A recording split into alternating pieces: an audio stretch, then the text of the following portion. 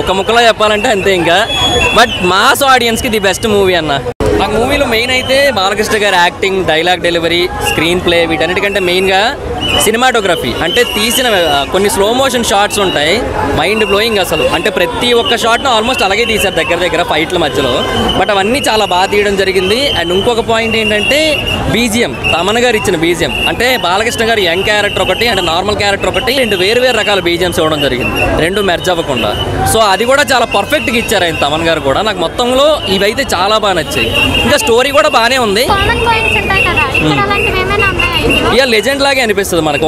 ఒక్క పాయింట్లో లెజెండ్ లా అనిపిస్తుంది. అంటే ఒకటి కష్టం వస్తుంది, కష్టాన్ని తెచ్చడానికి ఇంకొకరు వస్తారు, ఆ సేమ్ అదే వెర్షన్ అనిపిస్తుంది. కాకపోతే అఖండాలో లెజెండ్లో ఏంటంటే కష్టం వస్తే వాళ్ళ కుటుంబంలో పెద్ద వ్యక్తి వస్తాడు, ఇక్కడ కష్టం వస్తే తనతో సమానమైన వ్యక్తి వస్తాడు. అది ఎలా అనేది మీకు మూవీ చూస్తే అర్థమవుతుంది. సాంగ్స్ ఒక 3 సాంగ్స్ వరకు బాగున్నాయి. బాలయ్య బాబు స్టెప్పులు మామూలుగా లేవు. సో అదైతే ఎక్స్ట్రాడినరీ. మిగతా సాంగ్స్ ఓకే, నార్మల్గా ఉంటాయి. ఒక పాట కొంచెం బోర్ ఉంటుంది బాగా. ఒక ముక్కలో చెప్పాలంటే అంతే ఇంకా. బట్ మాస్ ఆడియన్స్కి ది బెస్ట్ మూవీ అన్న. ఇక్కడ ఈ సినిమాలో ఈయన పాజిటివ్గా ఉంటూనే హీరోని లేపుతాడు.